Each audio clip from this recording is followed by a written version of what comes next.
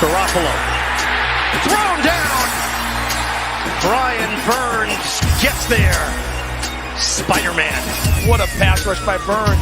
See how quickly he got to the edge and got This is Desmond Johnson on the Bleav and Carolina Panthers podcast, here on the Bleav Podcast Network, the #1 podcast network for professionals. Do you Bleav? If you enjoy the show, please subscribe and rate the show on iTunes. We're available in your favorite directories: iTunes, Spotify, Google Play, Stitcher, Luminary, and TuneIn. You can also find us at Bleav.com and at Bleav Podcast on Twitter.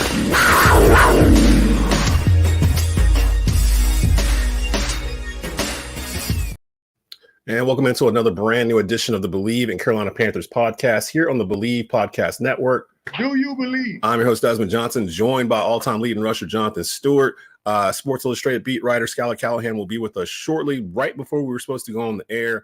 As you know, Schuyler's also the beat writer for Sports Illustrated for the Charlotte Hornets. The Charlotte Hornets, if you have not heard, just traded Terry Rozier like 10 minutes ago to Miami, so he's in the middle of dealing with that. He'll pop in here in just a bit.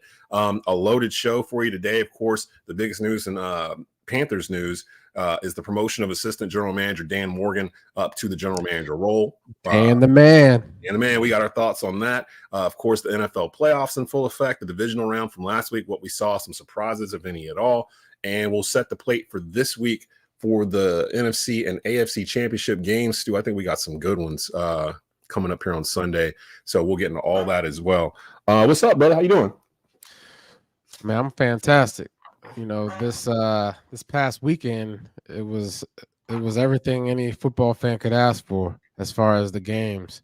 If you're a Detroit Lion fan, or if you live in Detroit, born in Detroit, I mean, you right now living on a cloud right now. The first time they've been in the conference championship since 1957, I think is what I saw. So yeah, it's been a minute. Like we've been a couple of times since the Detroit Lions have gone. So it's they're living it up, but they got to go out west. They got to go see San Francisco.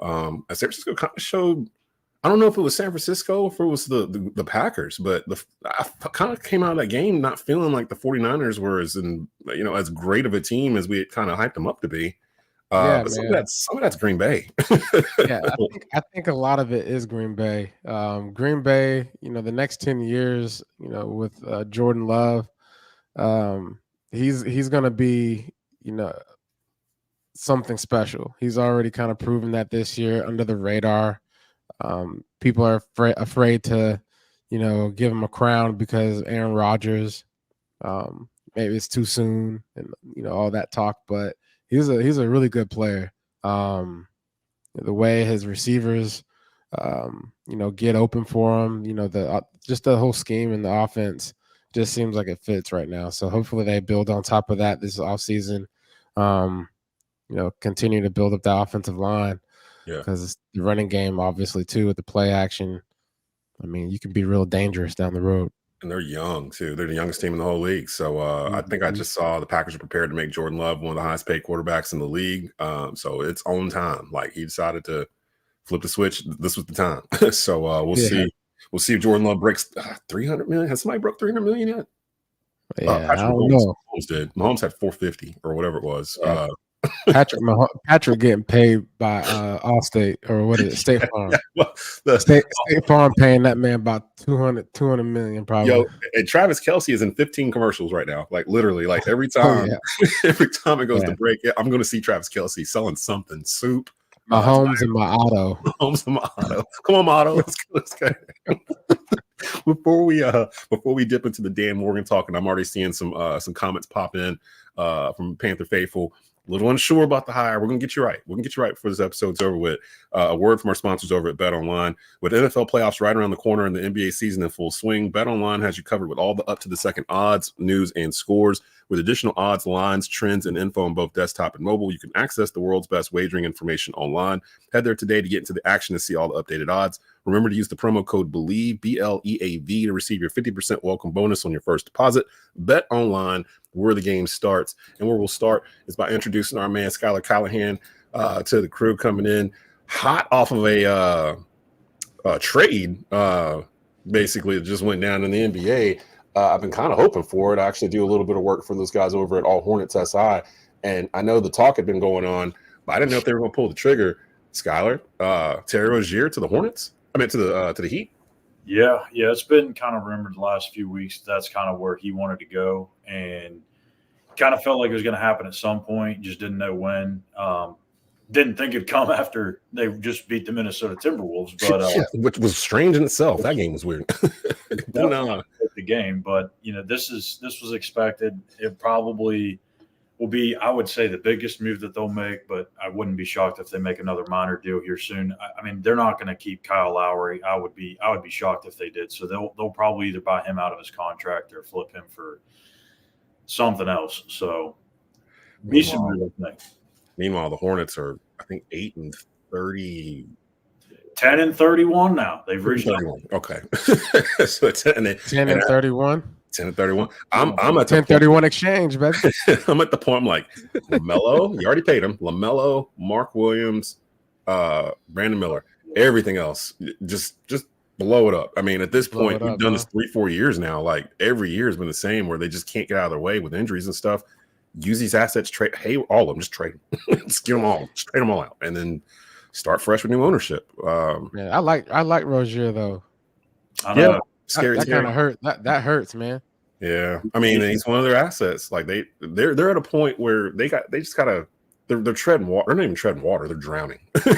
Like they got to figure out with what they have. They have a bunch of older guys and a bunch of real young guys. So, and I've said it, like, and people may not agree with me because a lot of the Hornets fans don't really care for Terry Rozier for whatever reason. I think he's a really good player. He's about as good as you're going to get without being an all-star. And I think he could have been a big part of their turnaround, because let's face it, like in any sport, you got to have some veterans on your roster, because if not, you're just going to drown.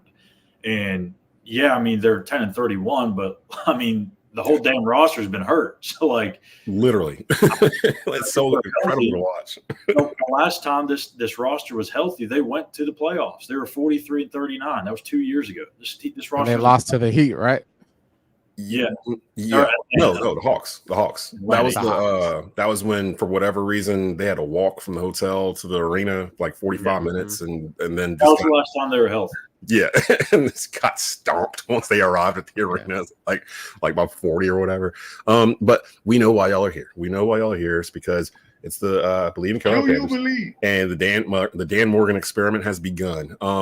Let's just go to you guys first, because I have my own thoughts on it. Stu, you said your paths didn't cross career-wise in terms of playing with each other, but being a part of the organization, you know Dan. You've met him before. I'm sure you've had conversations with him. What were your thoughts when it was announced yesterday that Dan Morgan's going to be the new general manager? I mean, like, a lot of people are going to say what they want to say. You know, it could have been anyone, and someone's going to have something to say about it. Yeah. Negative, positive, they're going to say it. And so, but what I will say is I respect the decision. I respect it from the stance of, a locker room guy, as a fan, and as a player. This is a guy that I Bleav that the Panthers hiring Dan, the man, vice president of football operations, GM. This is a move that, brings a total, I guess it really just brings everything to a center, as far as like, hey, what are we doing? What do we want to do? You bring in a guy with experience, not just as a player, but a guy that was, if he was healthy, we're talking a monster, right? I mean, setting Super Bowl records with tackles. I think it still stands. I think it's still the Super Bowl. Yeah, he had like 16 tackles against the Philadelphia Eagles, or 13. I'm not sure, but he's a monster, right? Like, so not only was he a player, but he was a respected player amongst the league when he was playing. And then you take his experience as he has gone into the executive realm of the NFL. And so you take that, he has a comprehensive understanding of what he's of what the football world is supposed to be like, what the locker room is supposed to be like, what an organization is supposed to be like, because he's been there from a player and in an executive role.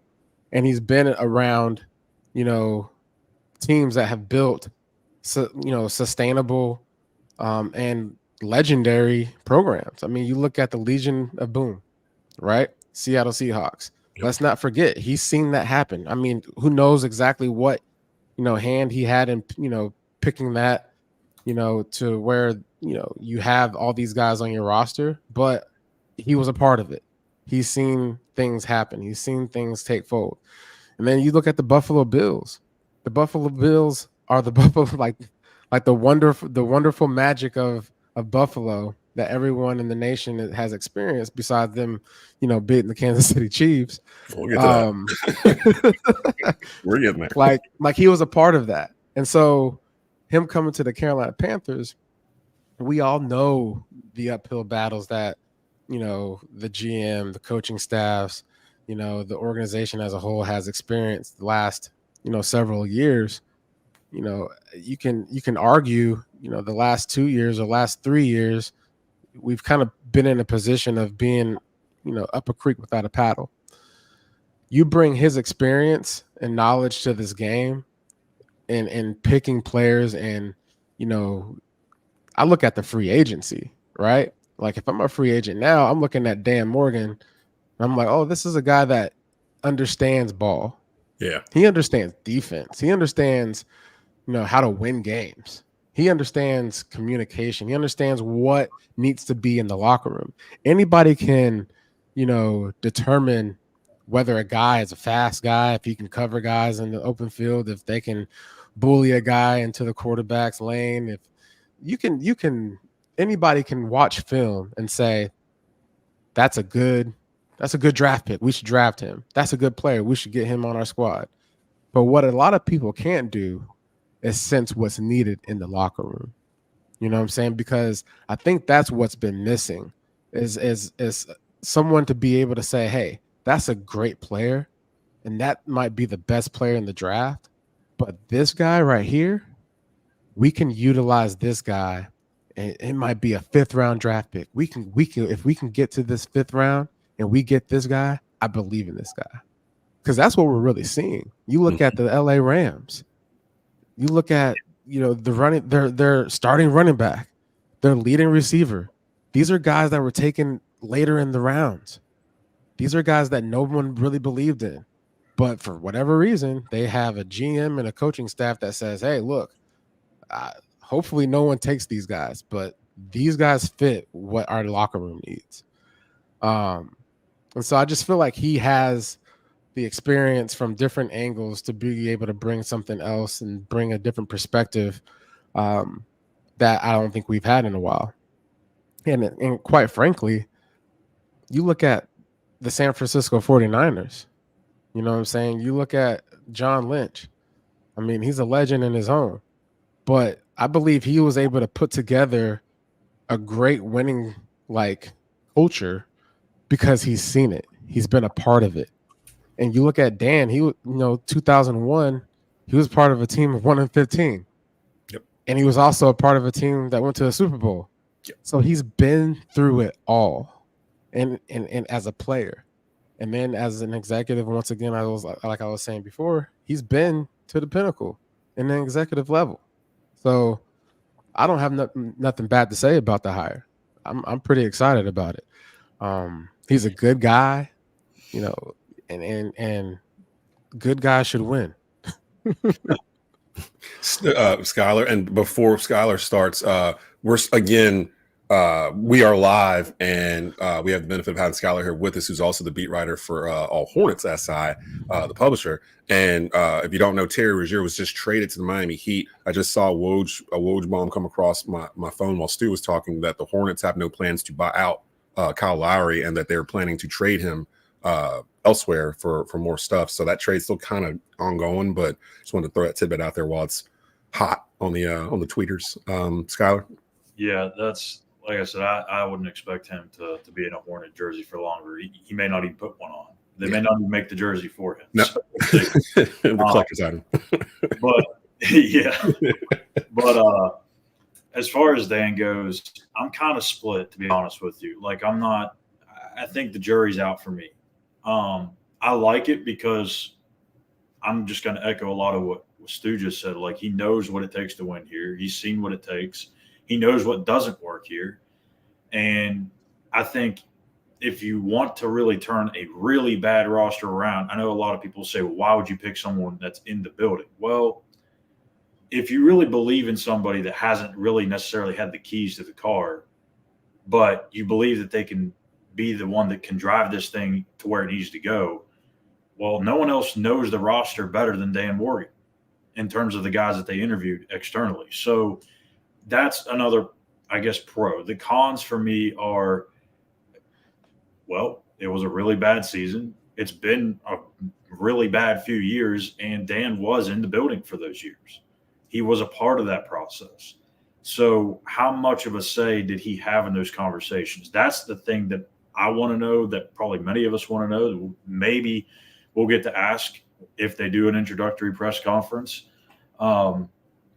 because I want to know how much of a factor did he have in, say, trading Christian McCaffrey or trading off DJ Moore in that trade to go up and get Bryce Young, or trading up to go get DJ Johnson in the draft, or letting Hassan Reddick walk.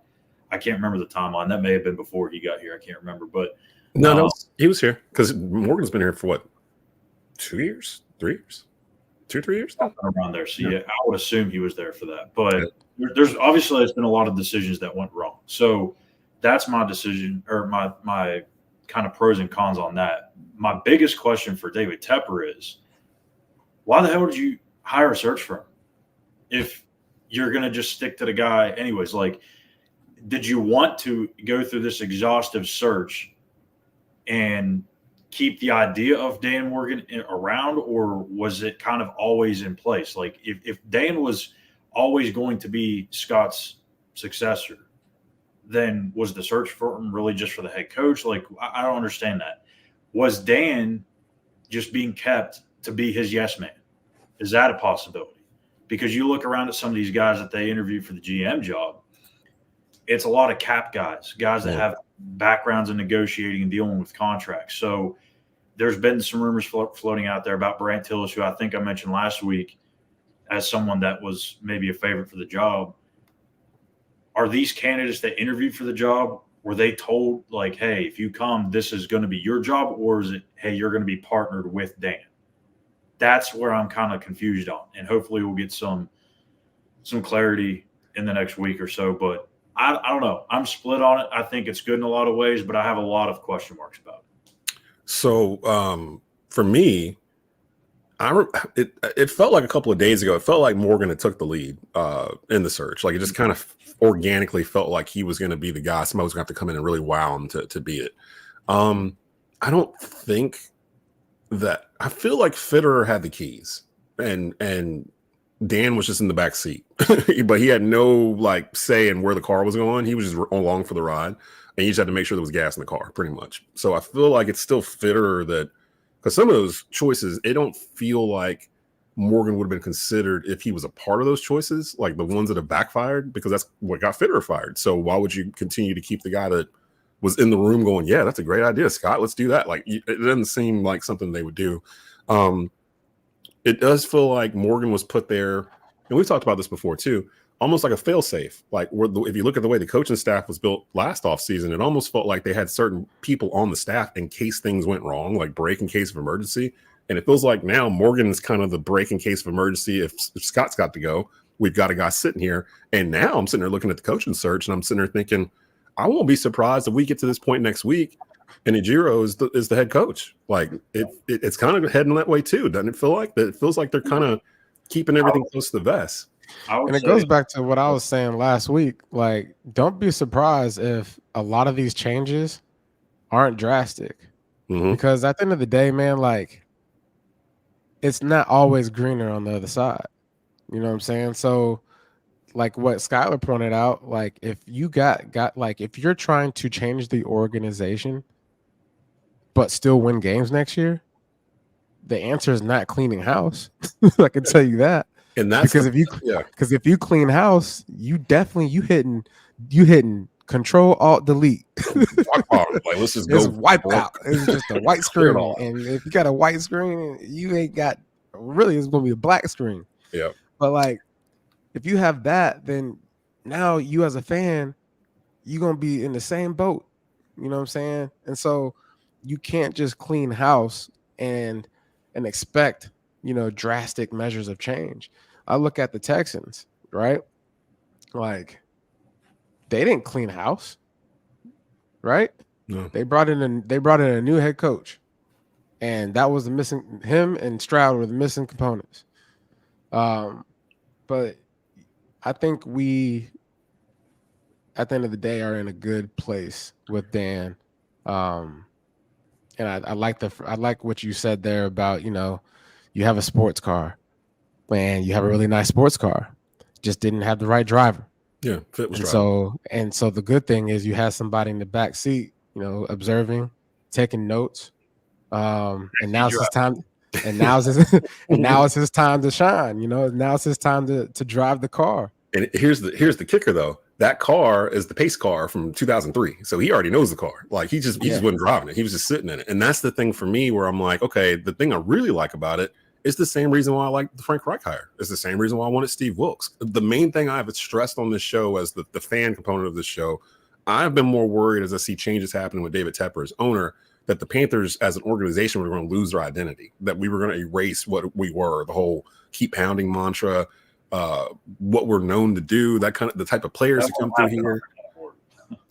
Well, I was worried all that was going to happen. And then you started seeing elements of it a little bit with Matt Rule. And then they try to rectify that with bringing in Frank Wright and all that kind of stuff. With Dan, when you say keep pounding, it's one thing to go to the press conference and say it at the podium, and the reporters love it and the fans eat it up and everything else. But if you weren't here or if you don't know what it is, like, then it's hard to it's almost like somebody saying, like North Carolina A&T, their thing is their folks say Aggie pride, right? And I didn't go to A&T. I worked with them, but you won't hear me saying that out in public because it feels weird for me to say. You know what I mean? I didn't go to A&T, right. So it's not as authentic. When someone that actually played for the Panthers says keep pounding, it's more like when Steve Wilkes said it last year, it meant more. You felt it. And with Morgan, he was in the room when Sam Mills made that speech in 2003 before the Cowboys playoff game that started this whole thing. Like, he understands what it is. He has the record. I see two different numbers here, one for 18 and one for 25. But Dan Morgan still holds the record for most tackles in a Super Bowl in Super Bowl history against the Patriots, Super Bowl 38. Had to retire due to concussions and things of that sort. But if you look at where he's been and who he's worked for, I mean, we sit here and complain about how some of these other teams are kind of copying what Carolina did. He worked under him. Like, I know the one guy we wish did not get away was the guy that's the general manager for the Bills right now, Brandon Beane, who was the assistant here. Yeah, he was assistant here for a while.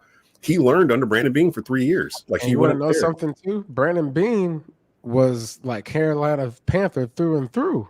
Yeah. And so, I mean, he learned from the 1 and 5. He learned a lot from the losing seasons and the winning seasons. And so fast flips too. Like, because when he got here, like you said, they were 1 and 15 in 2001. By 2003, they were 11 and 5 and in the Super Bowl. Like, it don't take long. The impact is there. And one of the things that I just thought about is, what the players experience and what the organization experienced from having a GM come in and take the throne. Back when David Gettleman became our GM, I remember him coming into our team meeting room, and he basically, sat up front stage and just basically told us that we were going to go to a Super Bowl. And that and shared with us, some stories about, his time with New York Giants and just kind of how everything came to be and certain players on the team and on the roster and what he looked for as far as, the locker room guy and, how to carry yourself and, how to be, a champion in that sense. And then hearing it from him, and especially coming from where we were coming from, kind of being good, but not really. But hearing an actual like Super Bowl champion GM and hearing his mindset, that's a shift in itself. You know what I'm saying? Guys can, look at Dave Gettleman, with their own perception and whatnot. But my man put together a winning roster. He did. Yep, he did. And he had, experience of winning. So with Dan, looking at his track record, like as far as being places and having experiences as a player at the executive realm, you have to respect the fact that he knows what he's doing, and he wouldn't be in the position that he is if he didn't. And so I'm not a fan of cleaning house, especially with Dan being, the choice. I respect it. And, I think what everybody's expectations are as far as, Carolina Panthers making decisions of putting us back on the map, there's a lot of ways to do it. And this is one of them. Miss Rain, there's a lot, and appreciate everybody stopping by today. I know everybody was waiting on us to come in on a Tuesday. Miss Rain says, is it possible the search firm analyzed all candidates and felt Dan was the best choice for the job? It's possible. Yeah. I mean, and if you look at it, why wouldn't he be? I mean, everything we just mentioned, he knows the culture. He's been there 3 years already. He knows what the team needs. He just watched the team like the rest of us this past year. He knows what the holes are. So, and plus the people he's been with, and I'm sitting there looking at it because I kind of forgot until Stu started mentioning it, and I went to go pull it up just to kind of see where he was. So for those that are a little unsure, and I see it in the comment section, there's some that are kind of unsure about it because of the stench of what just happened this past year. He joined the Seahawks as a scouting intern in 2010. He was there till 2017, eventually getting up to director of pro personnel. He was the assistant director and then director of pro personnel side that basically drafted the Legion of Boom and won a Super Bowl following the 2013 season. And if you remember the Legion of Boom, it wasn't all a bunch of first rounders. Like they had a certain type they were looking for at cornerback and at safety or whatever. But a lot of those dudes, Richard Sherman was like a 5th round pick. Cam Chancellor was like a 3rd round pick. Cam Chancellor was a cyborg, by the way. Just the way that they went about it. I think Brandon Browner was a 1st round pick, but they built it throughout the draft, not just 1st round picks. He went 2018. He went to Buffalo, director of player personnel. He was underneath general manager Brandon Beane, who used to be the assistant general manager here. For 3 years, and then he went back to Charlotte 2021 as assistant general manager. So he's been assistant general manager for 3 years. 2021, I Bleav that's when Fitterer got here, if I'm not mistaken. Yes. Yeah. So he's never under Hurney, but he's been underneath Fitterer for those 3 years. Now 2021, Matt Rule was still here, so it's still kind of murky in terms of who was making those final decisions. We've been told it was Matt Rule that had final decision on player personnel, whatever his time here. And then when they hired Frank Wright, that shifted to Scott Fitterer and kind of a committee, Frank Wright and everybody else. I personally love it. I love it. The more I sit here and think about it, it makes the most sense. I was worried they were going to clear everybody out and try to start something brand new. Again, I wanted somebody that was familiar with Panther culture. It's so important to me that we keep that. He's the bridge now. He becomes the bridge from previous Panther regimes to future Panther regimes. And he's also part of that linebacker lineage that Sam Mills to Dan Morgan to John Beeson to Luke Kuechly, Thomas Davis, Shaq Thompson, who's on the team now. Like, he's a part of that lineage, and he can actually go into a room and command respect with these players because of that. And the final thing I'll say about him, it feels like they did this because the number one priority for the team going into this offseason is re-signing Brian Burns. And he's been in the room with these negotiations, I would assume, for Brian Burns for the better part of a year. So the one thing I was saying, maybe they keep Fitterer because of the Brian Burns situation, and then they didn't. In the back of my head, I'm thinking, well, maybe Dan Morgan's got a shot because he was in there, and he might be able to understand it better, being a former defensive player for the Carolina Panthers. So, like, maybe it shifts a little bit. You hope that he doesn't share the same thoughts as Scott on the Brian Burns situation. Right. And which is why he would be retained. So so all of it kind of comes together, and now they can shift. I know the number one fear that a lot of Panther fans had was that they were going to hire a coach before they hired the GM. And because they're interviewing coaches right now. Yeah, he's been in every single one of them. He's been in every single one of them. So like it feels like, and we talked about this before, David Tepper, man, I almost want him to lean into this villain role and not be it, like almost like kind of lean into the heel role. Like if people are going to think you're a heel, just be a heel. You know what I mean? Like if everyone's booing Hulk Hogan, Turn to Hollywood Hogan, man. Like, go ahead and do it. Like, because I mean, it's not helping anything. NWO. He's damned if he do, damned if he don't. You know, so the firm could have been like, Dan Morgan's the best hire. He hires Dan Morgan. Half the fan base like, what are you doing? Like, we're supposed to clean out house.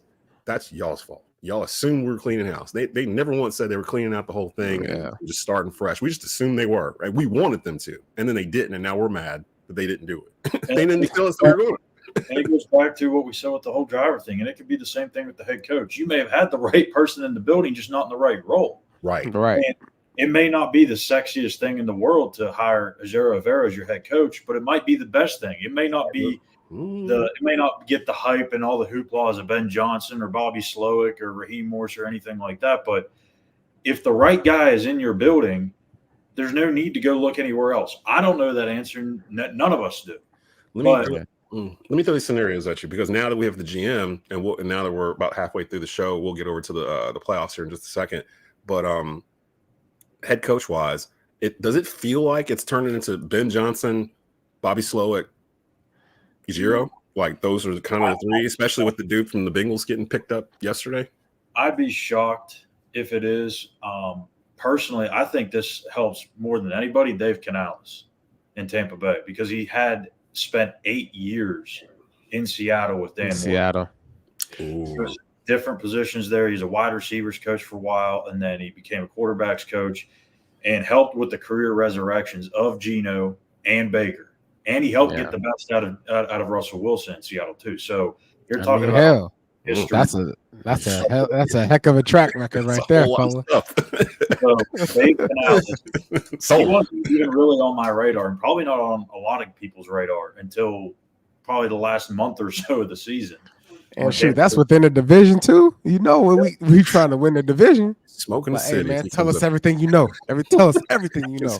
And Tampa just went on a little run. Like, I don't think anybody had that on their bingo card for 2023 NFL season. The Tampa would actually get to the NFL division round and win the South. And Baker looked good. And Baker looked amazing. He did. There was a lot of good quarterback play this week, and we'll get to what we saw division weekend. But one final note on the coaching search. I'm hoping by this time next week when we come back, we've got a coach. We can kind of go from there. But keep this in mind. They're not allowed to interview the coaches that are in the games this week. So I would not, if they really want to talk to Ben Johnson or the two Ravens coordinators, don't expect it to happen, a hire to happen until next week. Todd Monken, the offensive coordinator. See, I'm a little nervous about him because I'm like, well, you got Lamar. And Lamar can probably hide a whole lot of warts with your system. So I'm not really sure if is it you or is it Lamar? Because I saw Lamar do some stuff where I was like, I don't think that was the play. Lamar had 3 touchdowns and 130 yards passing, and was out there making people look stupid. Yeah, people. Like, he got stats that just don't make sense. It's like, huh? How did you get that? Game changer. Like, do stuff you have never seen before. It's just like, it's great. I was thinking that with Mahomes too. Watching Mahomes in that Bills game, Mahomes throws the ball at the craziest angles. Like he'll throw it sidearmed or like a baseball. And he runs. Mahomes runs a lot more in playoff games. Y'all realize that, right? Yeah, and he does that thing. Actually, you know what? I am a little mad at Pat Mahomes. I'm gonna tell you why we mad. Because he started this. He does the thing where he fakes he's gonna slide or act like he's gonna run out of bounds, and then he runs another 15 yards. You know the defenders are mad. They see him come. They don't know what they're gonna do. He'll be tiptoeing down the sideline. That was the one. It was like last year, the year before, where he was tiptoeing down. I think it was against the Texans. He was tiptoeing down the sideline, and everybody thought he was going to run out, and he just kept running. And everybody's like, "What are you doing?" And he just kept going and ran into the end zone. It was like, I mean, all you got to do is push him out. You ain't got to tackle him. Nobody wanted to touch him because he's Pat Mahomes. They were afraid they were going to get a flag. So. If you're afraid, then you need to go sit on the bench. If you're afraid playing the Chiefs, then buddy, it's going to be a long day. But shout out to Panthers North, y'all. Y'all tried, and you even had them at home. But like we said on the show, it's we about to talk about these. We about to talk about these games this past week. We about to get into it because we'll get into the real quick. Yeah, if the Panthers are leaning already towards Canales or Avero, then yeah, you'll probably get a decision this week. But like I said, if they want to talk to Ben or anybody else, then you might as well wait another week. I'm fine with Avero. To be honest, I'm totally fine with Avero, and then just go find the next hot shot offensive coordinator. Go get Joe Brady. go call Buffalo. Like, hey, Because Brandon. what we haven't talked about is the fact that we've been blaming a lot on, Tepper and coaching staff and whatnot, but you got to have the right players, and the players got to execute. So when it comes down to it, like, we got to make sure I feel like the GM, Dan Morgan, has what it takes to find guys that are going to have grit, that are going to have that dog in them, that's going to have the mindset of, oh, we're going to win at all costs. Yeah. I don't care what it is. That Derek Brown mentality. We need about five more Derek Browns at different positions. And Derek Brown at wide another receiver, tight end, Derek Brown playing safety, 2 offensive linemen. He's like the and just hockey another player. and just another dog on special teams that can play anything. It's another too. Familiarity with Derek Brown, familiarity with Frankie Louvu. Like, I feel like the defensive guys that are free agents or about to be free agents or in contract situations, they might feel a little different now about coming back to Carolina, knowing that Dan Morgan's the GM and he's, one of the defensive stalwarts of this franchise. He's going to have their back. So maybe that helps as well too. Because if they end up going to square one anyway, and like Burns leaves, Louvu leaves, Brown don't want to be here. Like, if the defense gets decimated, that's called cleaning house. That's cleaning house. Yeah, that's when you really like, okay, now we really got to just figure like, okay. But I don't think you really want me to get the Panthers fans riled up right here. Oh Lord!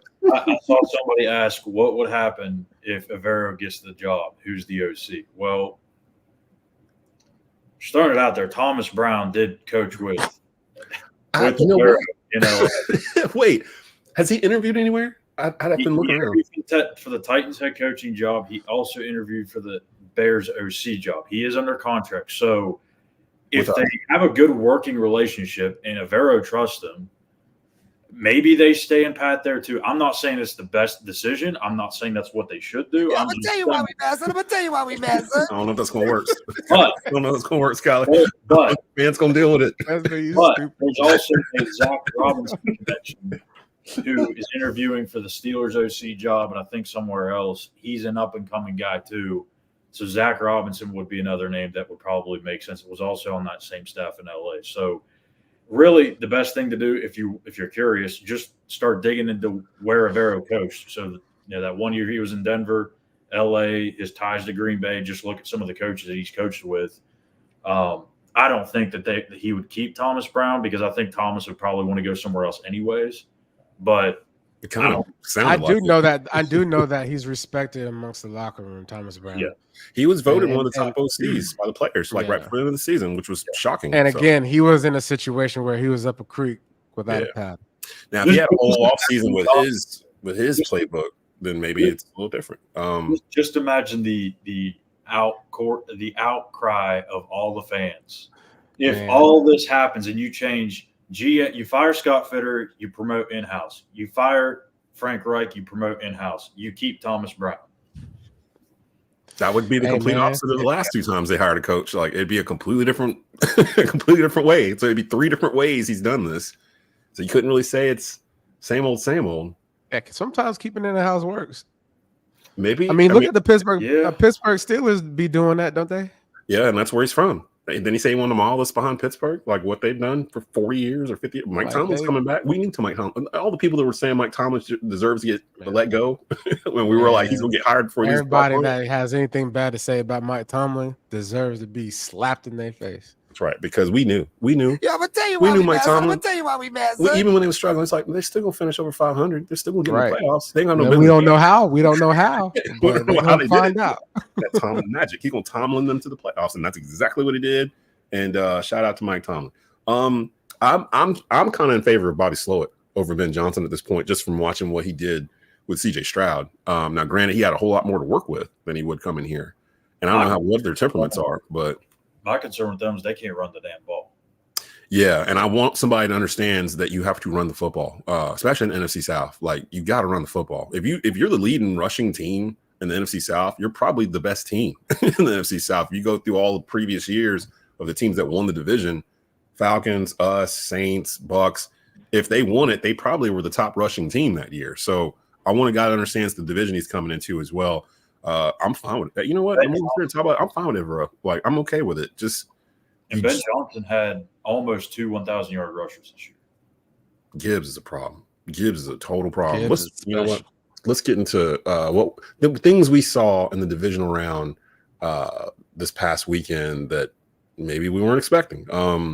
Jason Kelce with the shirt off. Yo, that man, he's living life, man. Like to have that much fun at a. Can you imagine being in that booth? Jason Kelce, Taylor Swift, Mama Kelce in there, Pat Mahomes' wife's in there. Like they're just having a ball. Like and it's not even. They weren't even Arrowhead. They were in a ball. Yeah, they were treating that like that was a home game. Boy. Did you see Kelce jump out the window? Yeah. Like he jumped out of the booth window into the stairs and was just like, and then jumped back in, threw his beer in the booth and jumped back in or whatever. Jason Kelce is a national treasure, and he must be protected at all times. Can you bet against the Kansas City Chiefs at any time after January? Because it's starting to get to a point where it's ridiculous. Like, I feel bad for Buffalo. I am this week, if that's where you want to start. We can start there. That's the big one. Well, there's only two, but that's the big one. I think Lamar's going to win MVP, deservedly so. But it's almost like like in The Last Dance, where Jordan would be talking about someone who's like slighted him or whatever, or like his motivation for that particular season. It's almost like '97, where it's like, well, what led you into this Baltimore game, Mahomes? Lamar Jackson winning MVP. I took offense to that. I was mad. I was mad. Clearly, it's me. Yeah, I didn't like that. So I wanted to go in there and show him what was up. And that's kind of what it feels like it's shaping up as, where it's like, okay, you can win MVP. I'm going to win this. I'm going to win I was about to say the state championship. I'm going to win the Super Bowl. I will tell you this. The Baltimore Ravens, they just really good, man. They're the most complete team. They just really complete. Like the way they beat the Texans. They're the 2015 Panthers. Look at the way they are built. They are the 2015 Carolina Panthers. Like I'm not really sure like what the actual like National Geographic terms of how the Ravens act in the wild, but all I can picture is Ravens eating a dead animal on the street in the middle of the hot. Oh, those are vultures. Yeah, vultures are the ones that hang out on the side of the road. But I'm pretty sure Ravens be doing the same thing. But the way they be like going, like I looked at this game, and I think it was Collins, the receiver. Yeah. Oh yeah, for the Texans. He caught like an out route, and he got hit 8 times. And it wasn't just like he broke a tackle and broke another tackle. It was he got hit 8 times as he was going down. Literally, the Baltimore Ravens defense acts like they're like hyenas. Maybe that's a better term. Ooh, like, okay, I like that. Like they ain't eaten all year, and I'm not really sure what they're doing. In a bye week to sustain, that ability to just come into a game and just be active the way they were. You can tell on the offensive side, Lamar Jackson, you take a couple weeks off, you're going to have a slow start. That defense did not have any pause in their step. And the way they performed scares me for the Chiefs. Because if it wasn't for the Buffalo Bills with the foolery of the fake punt and all this nonsense, it really like the Buffalo Bills game plan was, hey, look, let's run the ball and keep the ball away from the Chiefs. They were averaging 5 yards carry. Yeah. And so if that's your game plan, just stick to it. It's called the patient game. They did. Don't try to win this game with no trickery or no foolery. And so But the Chiefs, I mean, if it wasn't for the Chiefs clicking on cylinders as far as those explosive plays, it's a different story, in my opinion. And so how they won against the Buffalo Bills, they're going to have to bring a lot more heat when it comes to the Baltimore Ravens. It feels like Mahomes is going to have way more pressure on him. Oh yeah, look, you saw what happened. You saw what happened with the Texans. Yeah, like that front four was not playing. And they've been waiting on this too. Like, this is the first time Baltimore's hosted a conference championship since they were the Colts, I think, from my understanding, or ever. I don't think they've ever hosted a conference championship. So, that's a big one. And then the other one, of course, San Francisco and the Lions. But before we get to that game, we were talking about it off air before we started, Stu, before Schuyler came in. San Francisco, Green Bay, I felt like it kind of exposed San Francisco a little bit. And I don't know if that was so much Green Bay's doing or San Francisco's doing, or if it was just Debo being out, because it feels like if you don't have Debo and Christian McCaffrey on the field at the same time, they're not the same offense. Like, you can't do the same things. And they slipped into what we would do, where they just kept feeding McCaffrey. Like, I noticed, like, once Debo went down, it wasn't Kittle, it wasn't Ayuk, it wasn't these other guys. It was just easy for Brock Purdy to be like, oh, there's McCaffrey right there. And just throw it to him. And then the next play, oh, there's McCaffrey over here in the open in the flat. And just keep giving it to him and hand off to McCaffrey. Like, that's literally what they did. And they just kind of held on. Green Bay coming. Green Bay is coming. Yeah. I think the Niners had a slow start. I mean, it's harder for an offense. You take time off to just pick up your pads and your helmet and say, hey, offense, let's go out there and execute. You know what I'm saying? It's easier for a defense to pick up their pads and go and say, hey, let's go out there and hit and tackle. Like, it's a completely different mindset, because on offensive side of the ball, there's timing involved. You know what I'm saying? There's a lot of variables that have to go right for an offense to click. On the defensive side, I'm not saying that it's easy. It's just a little bit different. Yeah. I think the San Francisco 49ers had a slow start, and Brock Purdy showed that. But when they needed to make plays, they made them. And so that's what good teams do. When your numbers call, when the lights are on, it's time to perform. And so if they can do that, I mean, they lost Debo earlier in the game. Mm-hmm. You know what I'm saying? He tried to come back and then went back. Tried to come back, and so they still showed that, we can still win games without Debo. And we're saying Green Bay, is a solid team. It wasn't like they were beating somebody that had no business being there. I think they have still a great shot of winning. And Shanahan's going to have to find ways to get the balls and get the ball in people's hands to to make up for the loss of Debo if he's not playing. Because I think even if he does play, if it's a shoulder injury, he's going to be playing different. You know what I'm saying? So he's still unsure for Sunday. Last I checked, I was going to say, was there anything that surprised you in the divisional round? Maybe Baltimore beating Houston by as much as they did, but other than that, I think Baltimore's defense, to me, like getting after the quarterback, it just surprised me how easy that was, and just getting in, making it hard for CJ to step up and make plays. And I think that's what's if that carries over to the Chiefs game, that's ultimately going to be the deciding factor of if they win or not. And for those keeping up, weekly viewers of Bleav in Panthers, go subscribe to the YouTube channel, youtube.com/@Tobacco Road Sports Radio. We can catch the video each week. We did our division picks last week, and I wrote them down so I could keep us accountable here. Ravens versus Texans, we picked the Ravens. Chiefs versus Bills, we actually picked the Bills. I did not pick the Ravens. You didn't pick, no, you picked the Texans. Yeah, I picked the Texans. Yeah. And then we picked the Bills. I think we did it because they were at home and we didn't trust the Chiefs. We should have known better. NFC we got right. 49ers, Packers, we picked the 49ers.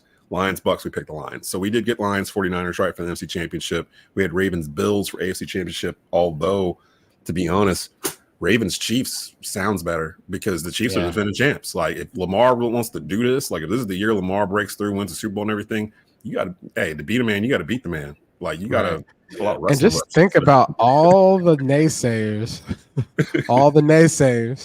out there during the offseason talking all that junk, right? About Lamar. How no one wanted about to Lamar. Oh man, we don't want. He ain't worth all that money. Don't pay. His mom was making the contract for him. His mom is his agent. Crazy. Nah, what's he doing? I mean, I even jumped on the ship of man, this is taking too long. Yeah. Hopefully you just go ahead and sign, brother. I don't want you to miss out on some money. You gotta get a little something. But now he's having the best 8 months ever. But that's a mindset of somebody that is confident, and like that's just different, fellas. Like he built different. People will follow that. Teammates will follow you through a brick wall when you are built like that. When you're wired that way, when you're just like the alpha. Lamar's the alpha. I want him to win. I want him to win this because Dan Orlovsky's been on this kick for like 2 weeks now when it comes to Lamar that he has to win a Super Bowl because there is a segment of people who will forever think a person that sounds like Lamar Jackson, looks like Lamar Jackson. You know who needs to win a Super Bowl, Desmond? He's not supposed to win a Super Bowl. You know who needs to win a Super Bowl? Josh Allen. If Josh Allen could get out of Josh Allen's way, now this wasn't his fault. It wasn't his fault, but if he is going to be a playmaker, a person that goes into the game, the big game, the 3 big games that they have not won. All was Mahomes, right? Well, no, one was against Burrow, wasn't it? No, all was against Mahomes. Yeah, it was all Mahomes. 3 games that they played, and they could not get past the Chiefs because Patrick Mahomes. Yep, literally. Like literally. Yeah, I'm not gonna let us lose. I'm not gonna let Jordan like literally Jordan would have some moments where he's like, I'm not letting us lose. I don't care who it is. Hey, look, you suck today, but it's okay. Because I'm gonna get you. I got your back. I got your back. No, you just let Buddy slide, and he sacked me, and we lost 8 yards. But don't worry about it. I got you. The one thing that stands out for me watching these playoff games is how much time the quarterbacks have to throw. After we've watched the Panthers this year, it's like night and day. Like the Baltimore Ravens made the Texans look like the Panthers this year. Yeah, it was all up in that backfield. Boy. Quarterback just back there, just bobbing, just waiting. Yeah. Boop, hit the guy right there for 15 yards. I'm like, good Lord, I don't remember us being able to do this. I really wish Detroit was healthy for this game because if they had Jonah Jackson and Frank Ragnow, which I think they're both doubtful, I'd pick the Lions. I'm being 100% honest with you. In San Francisco? I would, because I just have that feeling, and I know I said it last week with Buffalo, but I still have that feeling with Detroit. Like, some things just feel right. It feels like it's their time. It feels like everything's lining up for them. Yeah. But I feel the same way. I felt like that about Buffalo. When Jackson and Ragnow are doubtful, if one of them can go, I think Ragnow's more likely to play. If he can play, he's arguably the best center in the NFL. If he plays, you could say the same thing about San Francisco, though. This is their 3rd straight conference championship appearance. Like they've been knocking on the door for 3 years. Goff. If I need a game-winning drive, I don't care how many pieces Brock Purdy has around him. I would trust Jared Goff to make the right decision. Yeah. And I was on Jared Goff early this year. Remember, right around when we played him, I was like, Jared Goff looked good this year. I don't remember him looking like this with LA. Like he looks different. And my main tie to this 49ers thing is CMC. I want my boy to be in the Super Bowl. And so my decision, and Steve Wilks. And Sam and Sam. I mess with Sam. There's some couple in there probably still. Yeah. In all honesty, I just want my boy to get that ring, and so the Lions definitely deserve it. The city. I mean, I feel like America deserves that. I mean, I feel like the Detroit Lions might be America's team. Whoa, hold on, whoa. It ain't the Cowboys. I know it ain't the Cowboys. I'm not willing to adopt the Detroit Lions yet. Like, and Cowboys. It's hard. It's hard. Is it hard to root against them? Who, Detroit? Yeah. Kinda, yeah. It's like it. All right. So if it's hard for you to root against them, then they got to be America's team. It's like, but That they're like means- the little kid that's always getting bullied. Like, so you don't want to Exactly. root against the little kid, but I want to be the bully. Well, no, they not getting- I don't think bully again. they've been getting bullied, but I think this year how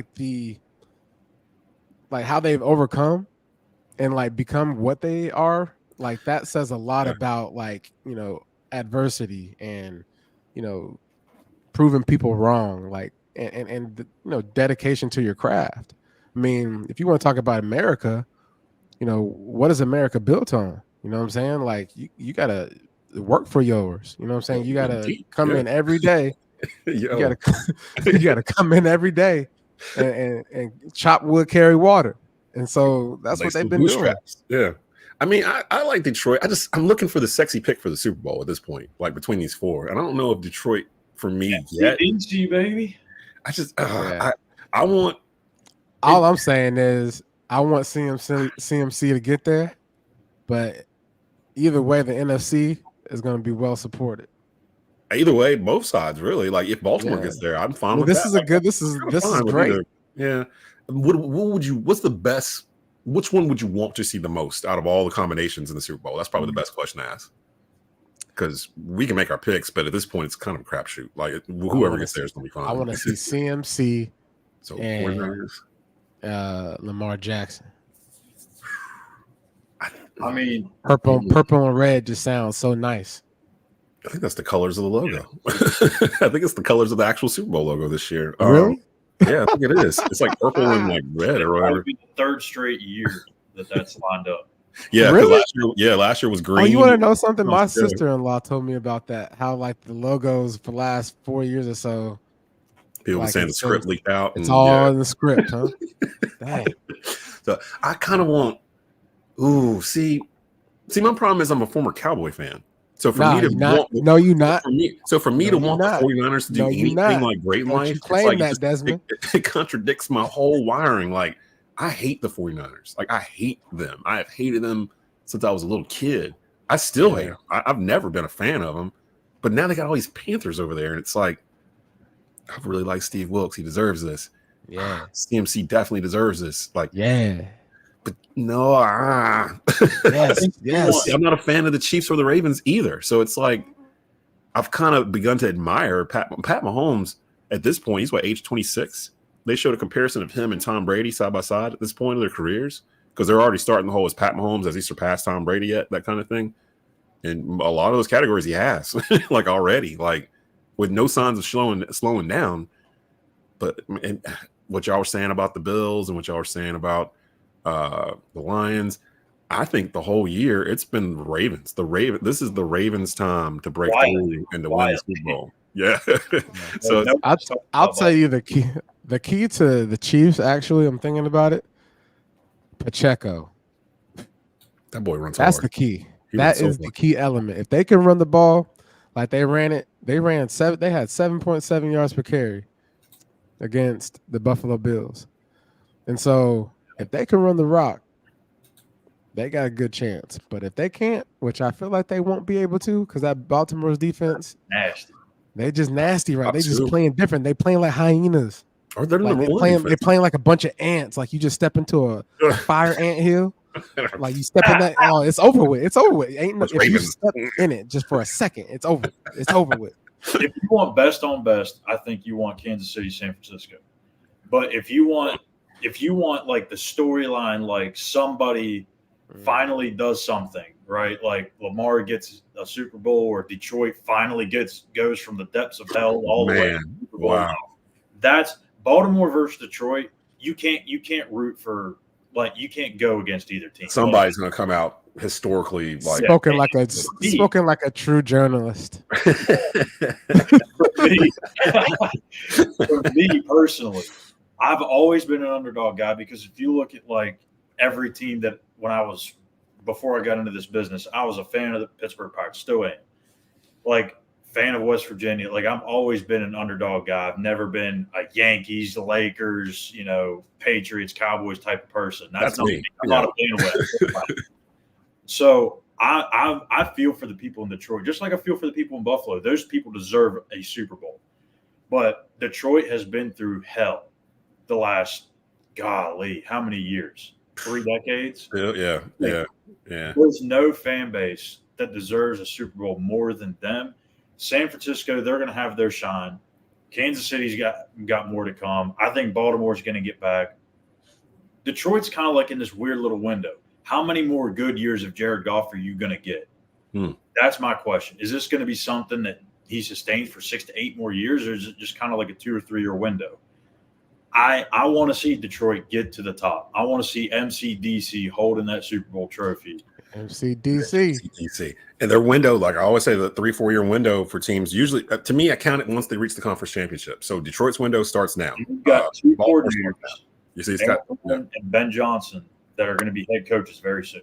And we saw what happened to the Philadelphia Eagles when they lost both their offense and defensive coordinators last year. They kind of fell off.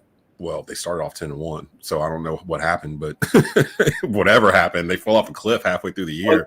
If you just listen to Dan for like 30 seconds, you fall in love with their. Oh man, I love Dan Campbell. That's what I want. Yeah, I need a guy. Man. Yeah, one more down, man. You want to play? Yeah. I want to go play right now. Just thinking about it. That's how you play Smash Mouth football, man. You just whooped the hell out of us. Is that what he said to Coach Wilkes at the end of the game last year? I feel like he's going to drop and just do 20 push-ups like at any time.